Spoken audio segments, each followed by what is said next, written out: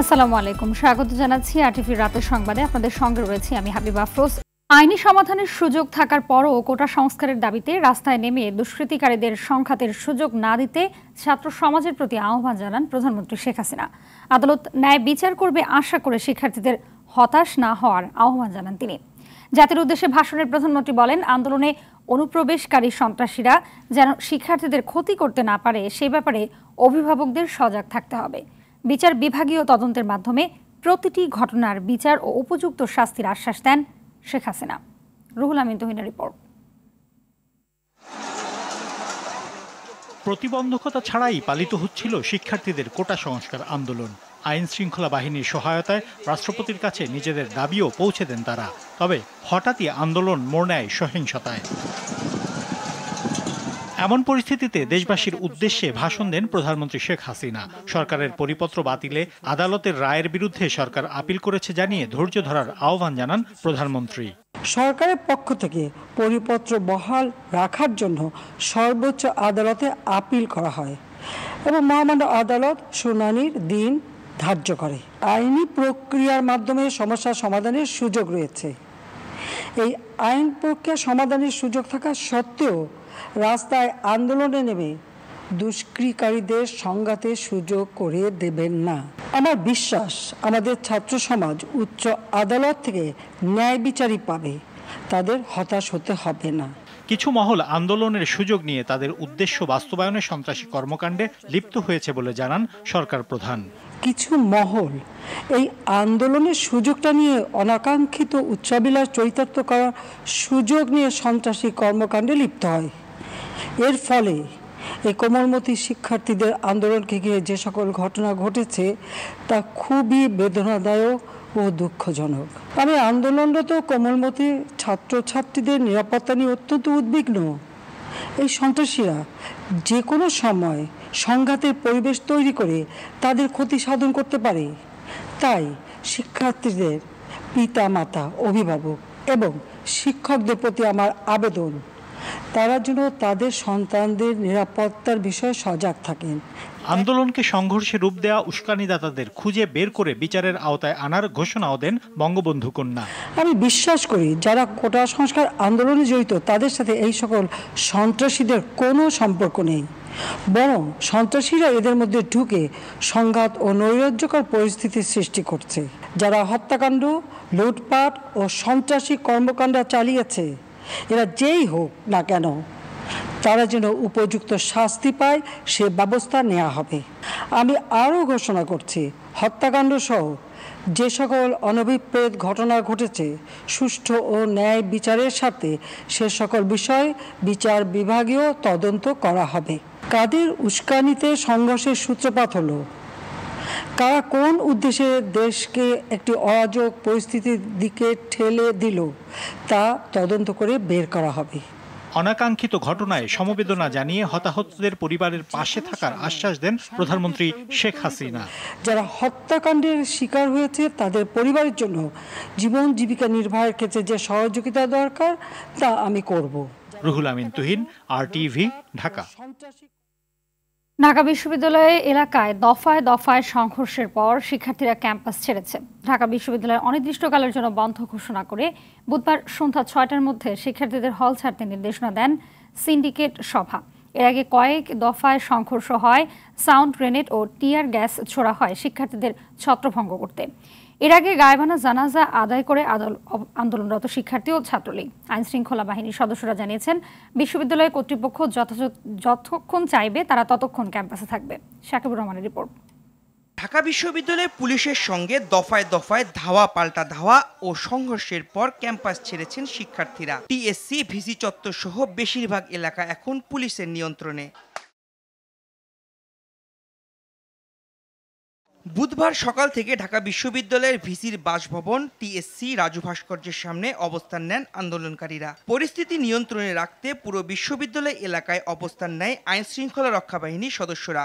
একটি গ্রুপ, একটি চক্র, তারা ভিন্নভাবে তারা অর্থ বিনিয়োগ করে, পানি সাপ্লাই দিয়ে, তারা সেখানে আগ্নেয়াস্ত্র, লাঠিসোঁটা সাপ্লাই করে তারা এই আন্দোলনটাকে তারা ভিন্ন দিকে ধাবিত করার জোর অপচেষ্টা চালাচ্ছে।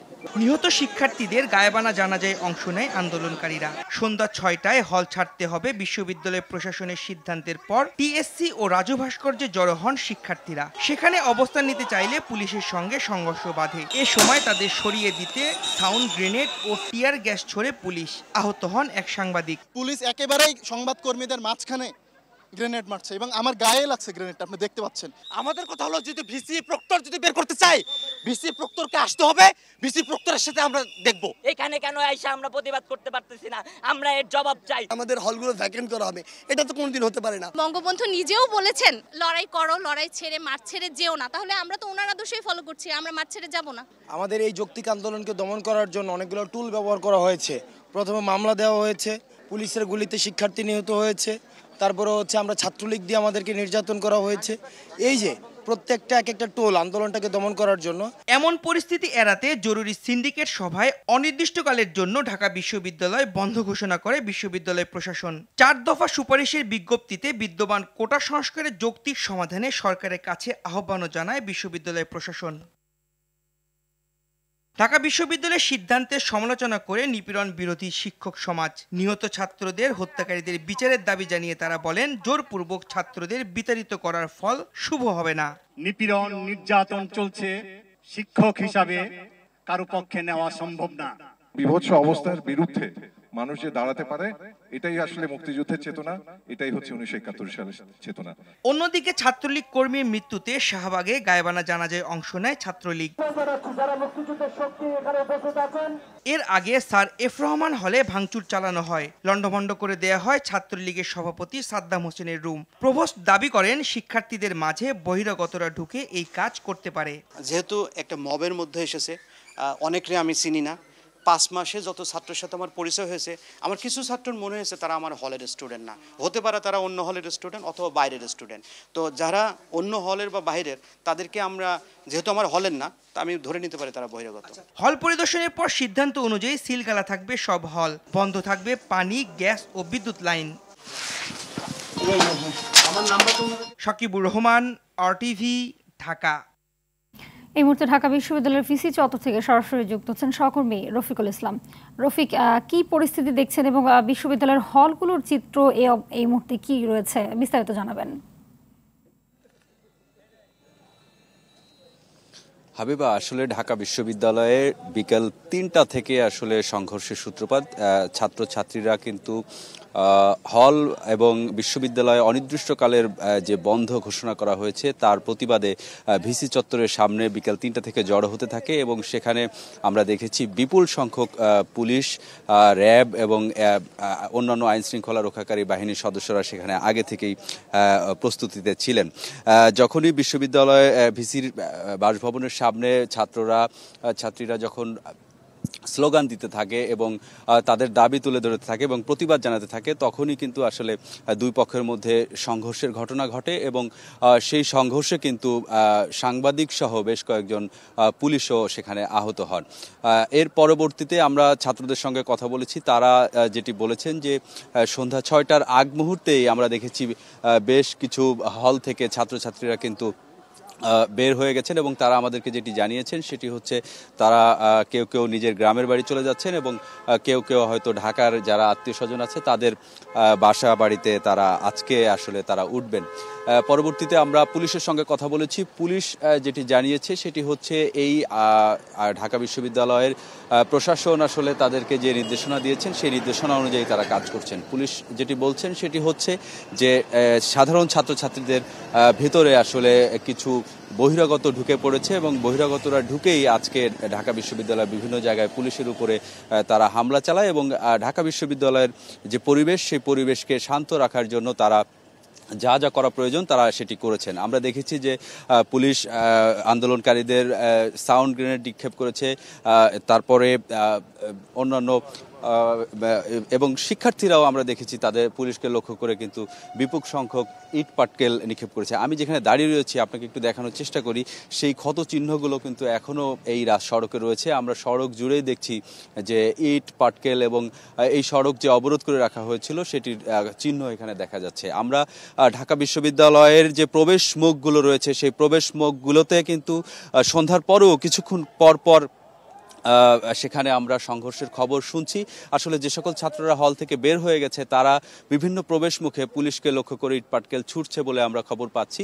এছাড়া আমরা হলগুলোর যে চিত্র দেখেছি, বেশিরভাগ হলগুলো থেকেই কিন্তু ছাত্রছাত্রীরা চলে গেছে। কিছু কিছু হলে এখনও কিছু সংখ্যক ছাত্ররা অবস্থান করছে। তবে বিশ্ববিদ্যালয়ের প্রশাসনের সঙ্গে কথা বলার চেষ্টা করেছি, তারা আমাদের সঙ্গে কথা বলেনি। কিছুক্ষণ আগে ভিসি কার্যালয়ে ভিসির সঙ্গে দেখা করেছেন শিক্ষামন্ত্রী নওফেল চৌধুরী, তার সঙ্গে কথা বলার চেষ্টা করেছিলাম, তিনিও আমাদের সঙ্গে কথা বলতে চাননি এবং আজকের পরিবেশ পরিস্থিতি নিয়ে আগামীকাল জানাবেন বলে আমাদেরকে জানিয়েছেন।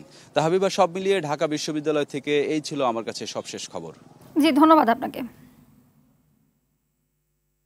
কোটা সংস্কারের দাবিতে উদ্ভূত পরিস্থিতিতে সরকারি নির্দেশনা অনুযায়ী সিন্ডিকেট সভায় রাবি, জাবি, চবি সহ প্রায় সব বিশ্ববিদ্যালয় ও হল বন্ধের নির্দেশ দেওয়া হয়েছে। এই ঘোষণায় ক্ষুব্ধ আন্দোলনকারীরা বিভিন্ন ক্যাম্পাসে বিক্ষোভের পাশাপাশি গুরুত্বপূর্ণ মোড় ও মহাসড়ক অবরোধ করে তারা। ফেনী, শরীয়তপুর, ব্রাহ্মণবাড়িয়া, মুন্সিগঞ্জ সহ অনেক জায়গায় আন্দোলনকারী ছাত্রলীগ ও পুলিশের ধাওয়া পাল্টা ধাওয়ার ঘটনা ঘটে।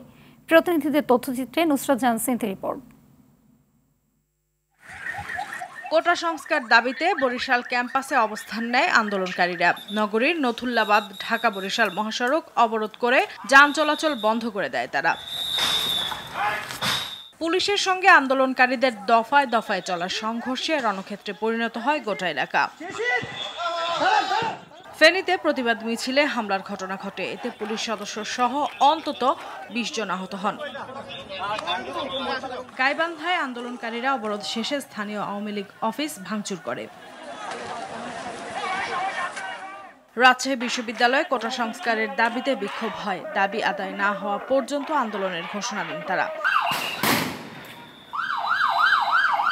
এদিকে জরুরি সিন্ডিকেট সভা শেষে জাহাঙ্গীরনগর কর্তৃপক্ষ বিশ্ববিদ্যালয় বন্ধ ঘোষণা এবং ছাত্রদের হল থেকে নির্দেশ দিলে বিক্ষুব্ধ হয়ে ওঠে ছাত্ররা। ব্রাহ্মণবাড়িয়ায় কোটা আন্দোলনকারী ও ছাত্রলীগের মধ্যে ধাওয়া পাল্টা ধাওয়া সহ বেশ কয়েকটি ককটেল বিস্ফোরণের ঘটনা ঘটে। কুমিল্লা সিলেট আঞ্চলিক মহাসড়ক অবরোধ করে কোটা বিরোধী শিক্ষার্থীরা। ময়মনসিংহে বৈষম্য বিরোধী ছাত্র আন্দোলনের সমাবেশ ও কফিন মিছিল এবং গায়েবানা জানাজা হয়। টাঙ্গাইলে বঙ্গবন্ধু সেতু পর্যন্ত গোল চত্বর এলাকায় অবস্থান নিয়ে আন্দোলন করে শিক্ষার্থীরা। এতে বঙ্গবন্ধু সেতু মহাসড়কে 2 ঘন্টা যানবাহন চলাচল বন্ধ থাকে। শরীয়তপুরে আন্দোলনরত শিক্ষার্থী ও ছাত্রলীগের মাঝে ধাওয়া পাল্টা ধাওয়ায় আহত হয় 3 জন।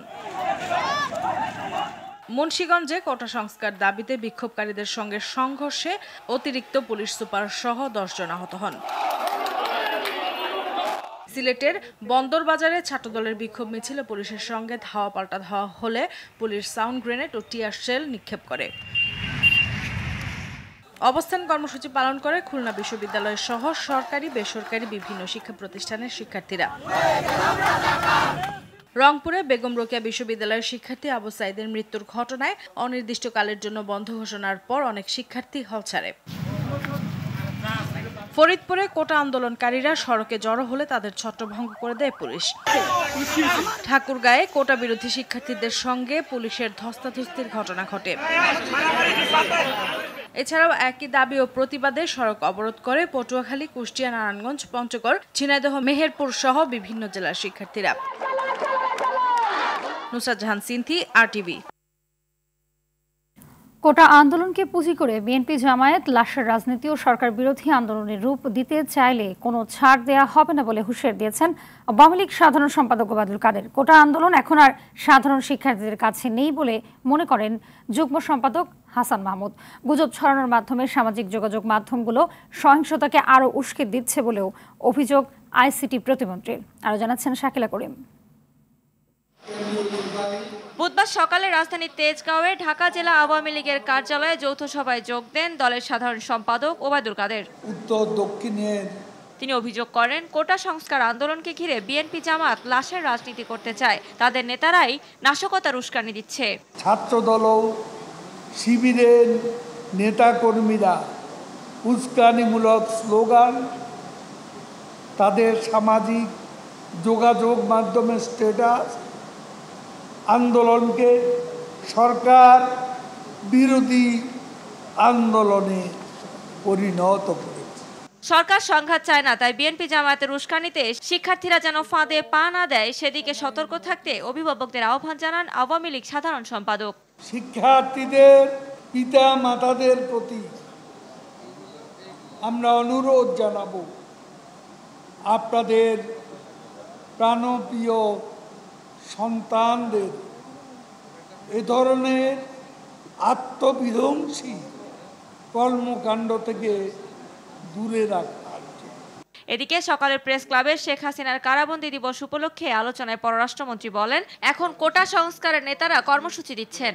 যারা আন্দোলন করছে তারা দূরদর্শিতামূলকভাবে আন্দোলনগুলোর নেতৃত্ব দিচ্ছে। সাধারণ ছাত্রছাত্রীদের ভুল বুঝিয়ে সম্পূর্ণভাবে সেখানে সম্পৃক্ত করার চেষ্টা করেছে, সম্পৃক্ত করেছে।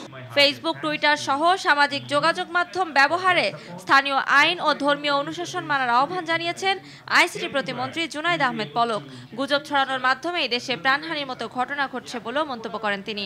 সোশ্যাল মিডিয়াতে কিংবা কোনো নিউ প্ল্যাটফর্মে কোনো তথ্য উপাত্ত বা কোনো মিথ্যা সত্য গুজব যে কোনো কিছুই হোক, সেগুলো যেন দেখেই তারা কোনো আবেগী সিদ্ধান্ত না নেয় বা কোনো উস্কানিতে যাতে তারা আসলে কোনো সহিংস অবস্থান না নেয়। শাকিলা করিম, RTV, ঢাকা।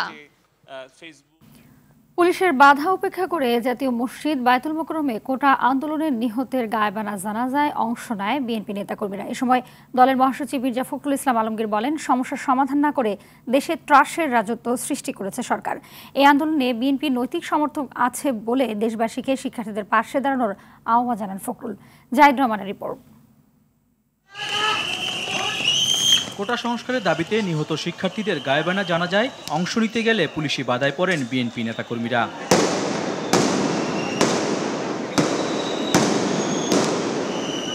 এ সময় বেশ কয়েকজনকে আটক করা হয়। বিএনপি মহাসচিব সহ দলের সিনিয়র নেতারা বায়তুল মোকাররমে ঢুকতে চাইলে বাধার মুখে পড়েন। বাধা ডিঙিয়ে ভেতরে ঢোকেন তারা।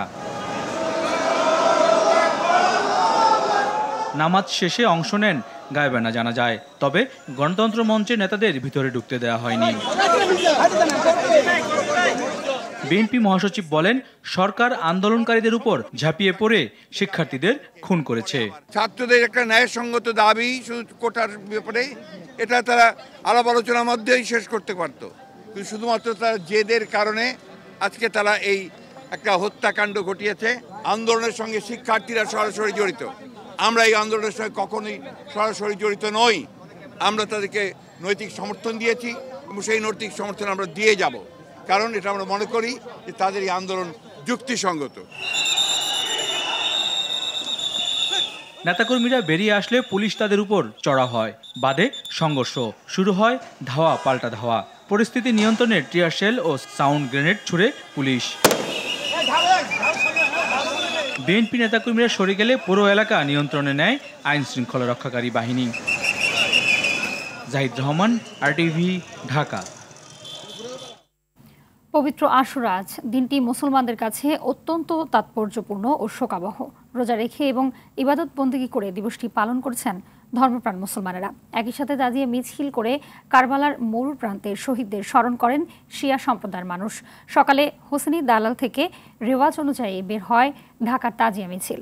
সুমন তানভীরকে সঙ্গে নিয়ে বিস্তারিত জানাচ্ছেন খান আলমিন।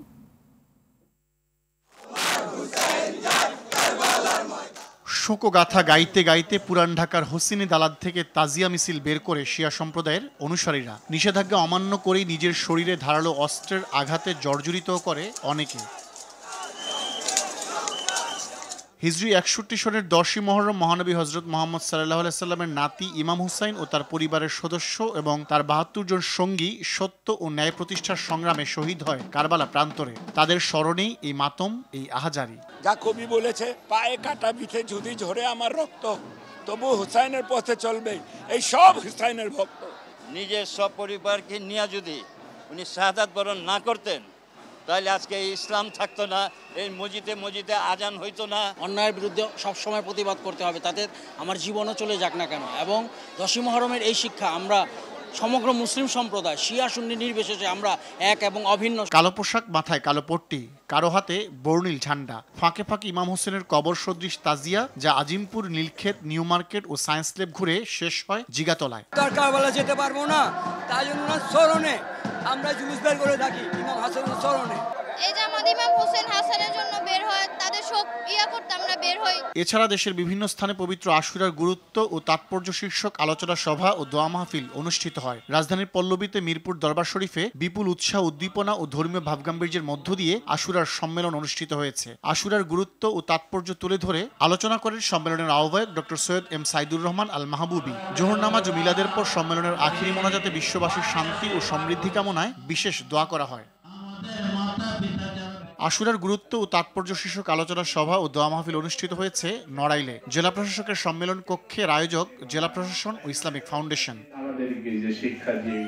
আশুরা উপলক্ষে পাক পাঞ্জাতন পরিষদের আয়োজনে বরিশাল নগরীর নতুন বাজার মরকখোলা এলাকা থেকে শোক র্যালি বের হয়। এতে বরিশালের বিভিন্ন এলাকার শিয়া সম্প্রদায়ের লোকজন অংশ নেয়। শিরনি বিতরণের মধ্য দিয়ে মেহেরপুরে পালিত হয়েছে পবিত্র আশুরা। প্রায় 100 বছর ধরে সদর উপজেলার কুতুবপুর গ্রামে এই অনুষ্ঠান আয়োজন করা হচ্ছে। দেশের প্রায় প্রতিটি জেলাতেই নানা কর্মসূচির মধ্য দিয়ে পালিত হয়েছে পবিত্র আশুরা। খান আলামিন, RTV, ঢাকা। দেশের বিভিন্ন স্থানে বন্যা পরিস্থিতির উন্নতি হলেও দুর্ভোগ কমেনি মানুষের। কুড়িগ্রামের নদ নদীর পানি কমলেও চরাঞ্চল ও নিম্নাঞ্চলে এখনও বাড়ি ঘরের চারপাশে পানি রয়েছে। বন্যায় নষ্ট হয়েছে শত কোটি টাকার ফসল ও আমনের বীজতলা। ভেসে গেছে 450 হেক্টর পুকুর ও মাছের খামার। টাঙ্গাইলে এখনও পানিবন্দী আছে 59,000 মানুষ। পানিতে ডুবে আছে 4,600 হেক্টর ফসলি জমি। বন্যায় 57 কোটি 49 লাখ টাকার ফসলের ক্ষতি হয়েছে বলে জানিয়েছে জেলা কৃষি বিভাগ। মৌলভীবাজারের কুলাউড়া, জুড়ি ও বড়লেখার নিম্নাঞ্চলের অনেক এলাকা থেকে এখনও পানি নামেনি। এতে প্রায় 1 মাস ধরে পানিবন্দী আছে 3টি উপজেলার নিম্নাঞ্চলের মানুষ। ইউরোপের কয়েকটি দেশের পর এবার ফিলিস্তিনিকে স্বাধীন রাষ্ট্র হিসেবে স্বীকৃতি দেওয়ার কথা ভাবছে জাপান। দেশটির পররাষ্ট্র মন্ত্রণালয় জানায়, জাপান মধ্যপ্রাচ্যে চলমান শান্তি প্রক্রিয়ার অগ্রগতির উপর ভিত্তি করে ফিলিস্তিন রাষ্ট্রকে আনুষ্ঠানিকভাবে স্বীকৃতি দেওয়ার কথা বিবেচনা করেছে। এছাড়াও কিভাবে শান্তি প্রক্রিয়াকে এগিয়ে নেওয়া যায় তা বিবেচনায় নিয়ে সমস্যা মোকাবেলায় জাপান আগ্রহী। এর আগে ইউরোপের 3 দেশ নরওয়ে, আয়ারল্যান্ড ও স্পেন ফিলিস্তিনকে স্বাধীন রাষ্ট্রের স্বীকৃতি দেয়। সর্বশেষ গেল 21 জুন এশিয়ার দেশ আর্মেনিয়া ফিলিস্তিনকে স্বাধীন রাষ্ট্র হিসেবে স্বীকৃতি দেয়। ইউরোর সেরা একাদশ প্রকাশ করেছে ইউরোপিয়ান ফুটবলের নিয়ন্ত্রক সংস্থা উয়েফা। সেরা এই একাদশে 6 জনই রয়েছে ইউরো চ্যাম্পিয়নশিপের শিরোপা ঘরে তোলার দল স্পেন থেকে। 3-4-3-3 ফরমেশনে সাজানো একাদশের আমন্ত্রণ ভাগে রয়েছে স্পেনের 17 বছর বয়সী লামিলে ইয়ামাল, 22 বছর বয়সী নিকো উইলিয়ামস ও 21 বছর বয়সী জার্মানির জামাল মুসিয়ালা। সেরা একাদশের মিডফিল্ড সামাল দিতে টুর্নামেন্টের সেরা খেলোয়াড়দের পুরস্কার জয়ী রদ্রির সঙ্গে আছেন দানি ওলমো ও ফাবিয়ান রুইস। রক্ষণ ভাগে রয়েছেন কাইল ওয়াকার, উইলিয়াম সালিবা, মানুয়েল আঙ্কাজি ও মার্ক কুকেইয়ার। গোলরক্ষক হিসেবে সুযোগ পেয়েছেন ফ্রান্সের মাইক মেনিয়া।